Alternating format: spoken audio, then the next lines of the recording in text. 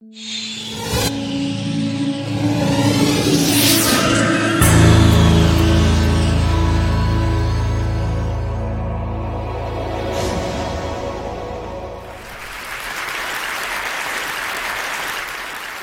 for any of us in this room today, let's start out by admitting we're lucky. We don't live in the world our mothers lived in, our grandmothers lived in, where career choices for women were so limited. And if you're in this room today, most of us grew up in a world where we have basic civil rights. And amazingly, we still live in a world where some women don't have them. But all that aside, we still have a problem, and it's a real problem. And the problem is this: women are not making it to the top of any profession anywhere in the world. The numbers tell the story quite clearly. 190 heads of state, 9 are women. Of all the people in parliament in the world, 13% are women. In the corporate sector, women at the top, C-level jobs, board seats, tops out at 16%. The numbers have not moved since 2002 and are going in the wrong direction. And even in the nonprofit world, a world we sometimes think of as being led by more women, women at the top, 20%. We also have another problem, which is that women face harder choices between professional success and personal fulfillment. A recent study in the US showed that of senior managers, of married senior managers, 2/3 of the married men had children, and only 1/3 of the married women had children. A couple of years ago, I was in New York, and I was pitching a deal, and I was in one of those fancy New York private equity offices you can picture, and I'm in the meeting. It's about a 3-hour meeting, and 2 hours in, there's kind of needs to be that bio break, and everyone stands up, and the partner running the meeting starts looking really embarrassed. And I realize he doesn't know where the women's room is in his office. So I start looking around for moving boxes, figuring they just moved in, but I don't see any. And so I said, "So did you just move into this office?" And he said, "No, we've been here about a year." And I said, "Are you telling me that I'm the only woman to have pitched a deal in this office in a year?" And he looked at me and he said, "Yeah, or maybe you're the only one who had to go to the bathroom." So the question is, how are we going to fix this? How do we change these numbers at the top? How do we make this different? I want to start out by saying I talk about this, about keeping women in the workforce, because I really think that's the answer.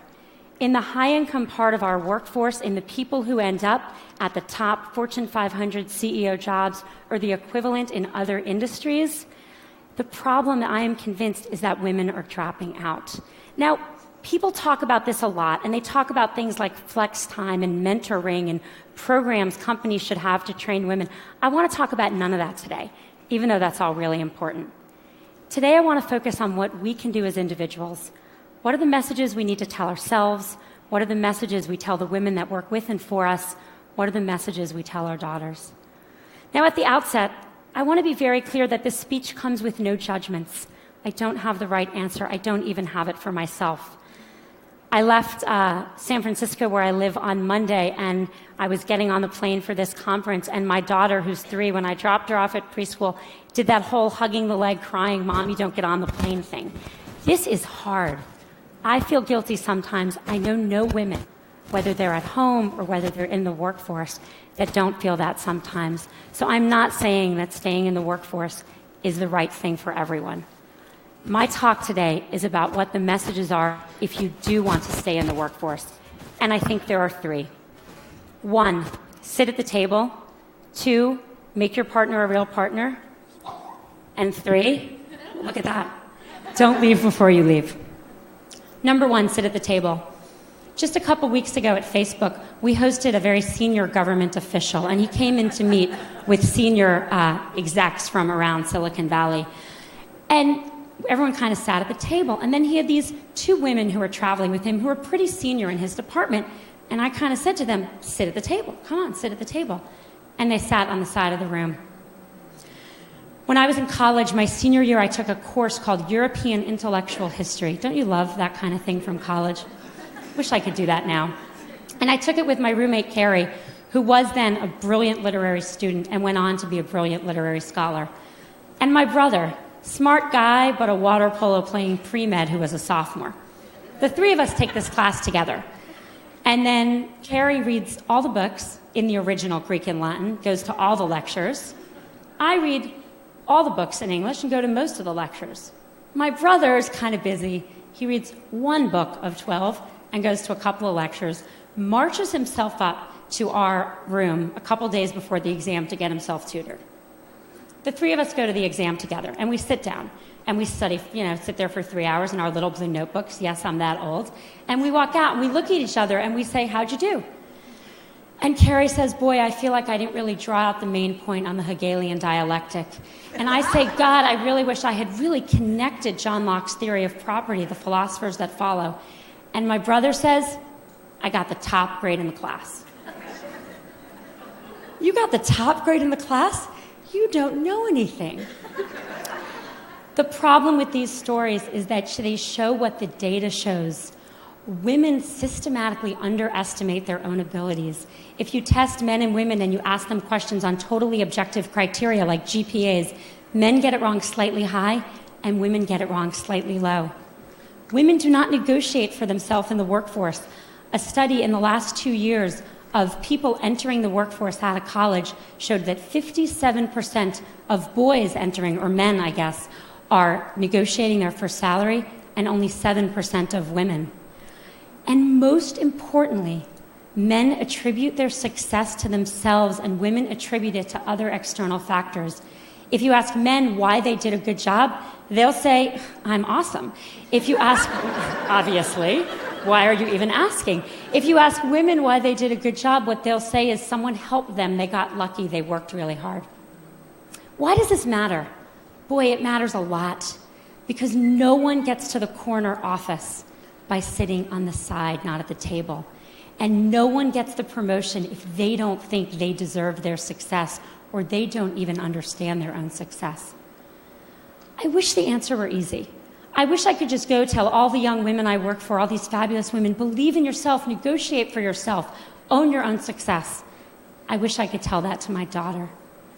But it's not that simple, because what the data shows above all else is one thing, which is that success and likability are positively correlated for men and negatively correlated for women. And everyone's nodding because we all know this to be true. There's a really good study that shows this really well. There's a famous Harvard Business School study on a woman named Heidi Roizen, and she's an operator in a in a company in Silicon Valley, and she uses her contacts to become a very successful venture capitalist. In 2002, not so long ago, a professor who was then at Columbia University took that case and made it Heidi Roizen. And he gave that case out, both of them, to 2 groups of students. He changed exactly one word, Heidi to Howard, but that one word made a really big difference. He then surveyed the students, and the good news was the students, both men and women, thought Heidi and Howard were equally competent, and that's good. The bad news was that everyone liked Howard. He's a great guy. You want to work for him. You want to spend the day fishing with him. But Heidi, not so sure. She's a little out for herself. She's a little political. You're not sure you'd want to work for her. This is the complication. We have to tell our daughter and our colleagues, we have to tell ourselves to believe we got the A, to reach for the promotion, to sit at the table. And we have to do it in a world where for them there are sacrifices they will make for that, even though for their brothers there will not. The saddest thing about all of this is that it's really hard to remember this, and I'm about to tell a story which is truly embarrassing for me, but I think important.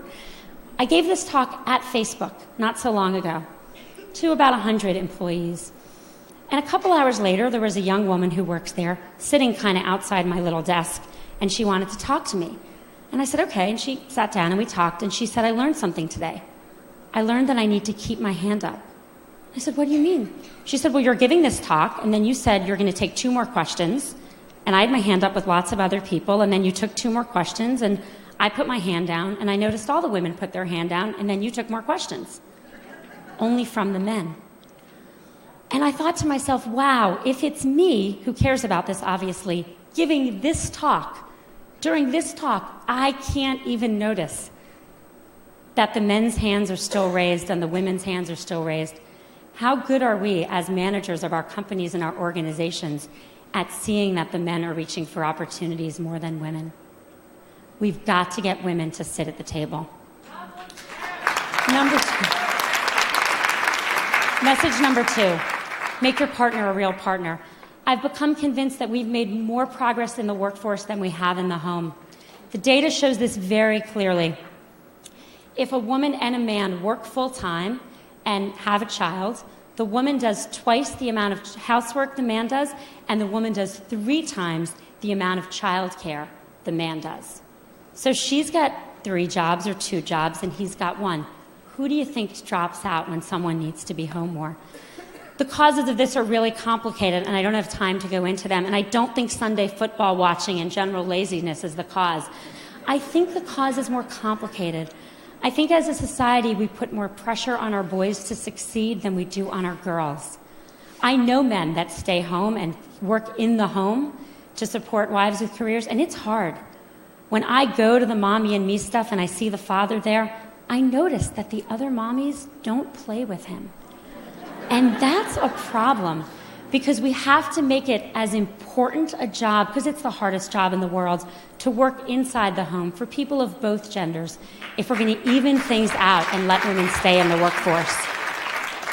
Studies show that households with equal earning and equal responsibility also have half the divorce rate. And if that wasn't good enough motivation for everyone out there, they also have more, how shall I say this on this stage? They know each other more in the biblical sense as well.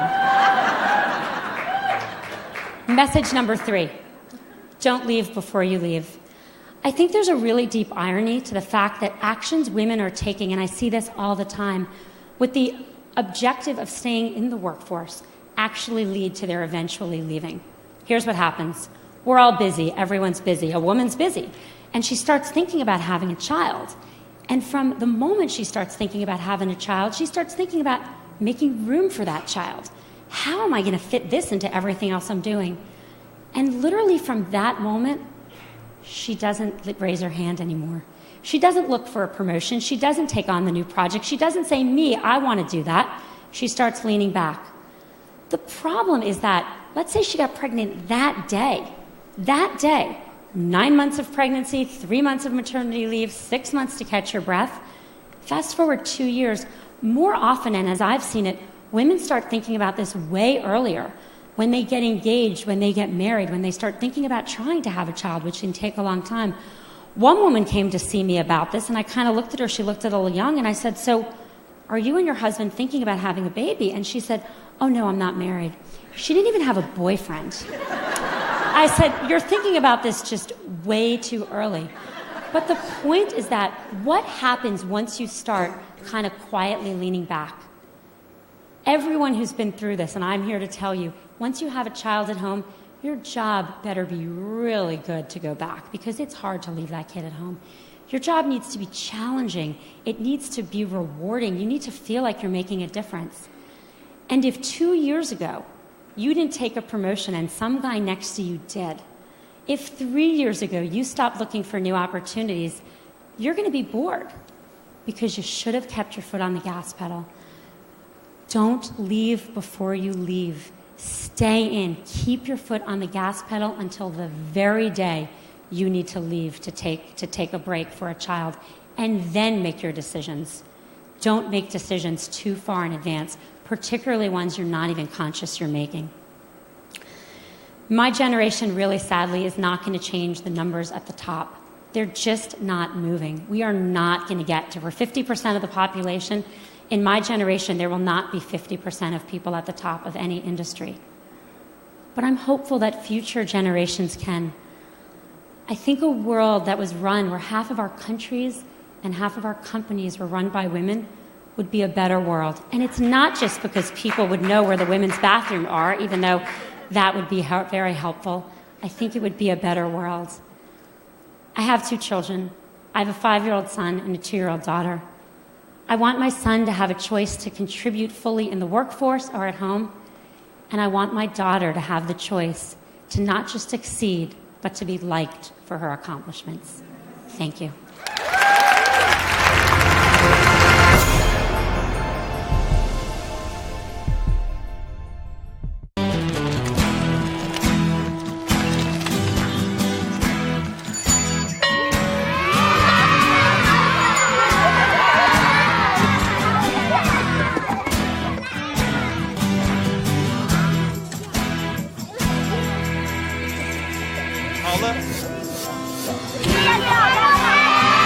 sharing. That's video on the Human Network. Siska, welcome to the Human Network.